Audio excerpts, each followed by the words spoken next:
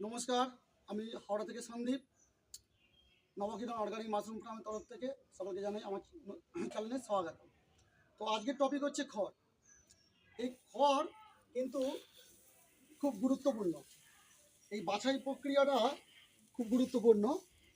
আর অনেকের ভুল ধারণা আছে যে মাশরুম বীজ যত ভালো হবে বা স্পন যত ভালো হবে তত কিন্তু ফলন ভালো হবে। এটা কিন্তু ভুল ধারণা। স্পন সকলেই ভালো দেয়, কাজ হচ্ছে এখানে, কাজ হচ্ছে খড়ে। কেন এ থেকেই কিন্তু যে মাশরুমটা হবে এ থেকেই পুষ্টিটা নেবে। তো এই খড়, যে কোনো খড় নেবেন, খড় নেওয়ার সময় দেখবেন খড়টা পরিষ্কার কিনা। খড় যত পরিষ্কার হবে আপনার মাশরুম ফলন কিন্তু ততটাই ভালো হবে। খড় পরিষ্কার ঝাঁচকচকে খড় নেবেন, সোনালি বর্ণের এরকম খড় নেবেন পরিষ্কার, যার গোড়া ডগা বীজে নয়, শুকনো খড়খড়ে শুকনো, এই ধরনের খড় নেবেন। এই ধরনের খড় নিয়ে আরেকটা খড় দেখাচ্ছি। যেমন এই খড়টা আমি বাতিল করে দিয়েছি, এই খড়টা দেখলেন। এবার এই খড়টা দেখুন, এই খড়টা পুরো পাতায় ভর্তি, পাত্তিতে ভর্তি। এই খড়টা চলবে না, এই ধরনের খড় কিন্তু চলবে না। যেমন ময়লা তেমন নোংরা, ভিজে ভিজে ভাব। আর এই দেখুন পাত্তি, এই পাত্তি খড় চলবে না। শীষওয়ালা খড় নেবেন, এই খড়টা কিন্তু আমরা বাদ দিয়ে দেবো। এই ধরনের খড় নেব।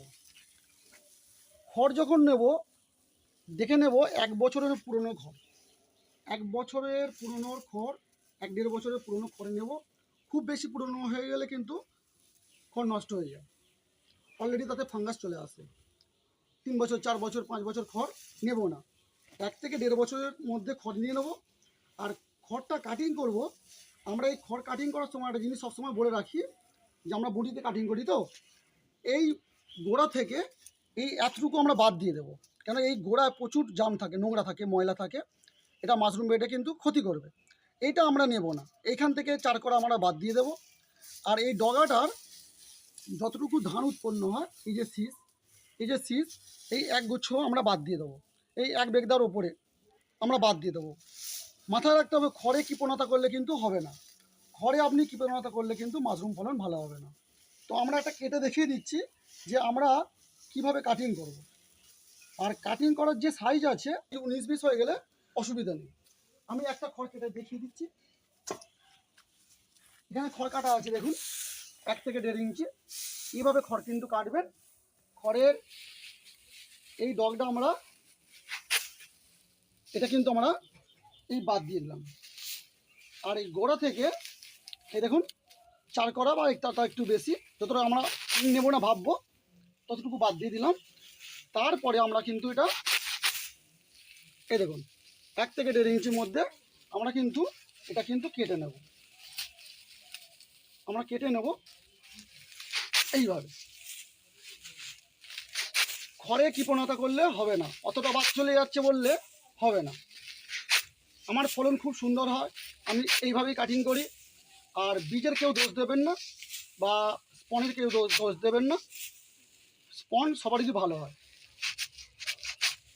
এইভাবে বাদ দিয়ে দিলাম, এইভাবে কাটিং করলাম। আর এই ঝুঁটিটা এটাও নিয়ে নেবো, এটাও তো খড়, এটা কেন নেব না, এটা পরিষ্কার আছে। আমরা একবার দেখে নেবো শুধু পরিষ্কার কিনা। পরিষ্কার থাকলে আমরা এই খড়টা কিন্তু এইভাবে ওই 1-1.5 ইঞ্চি মাপের কেটে নেব। মাশরুম রিলেটেড সমস্ত ভিডিও এখানে থেকে পেয়ে যাবেন। আপনারা চ্যানেলটাকে সাবস্ক্রাইব করে রাখবেন। আর যদি ভিডিওটা আপনাদের দরকারি মনে হয় এটা লাইক অবশ্যই দিয়ে রাখবেন। আর এই পর্যন্তই, ভালো থাকবেন, সুস্থ থাকবেন, ধন্যবাদ।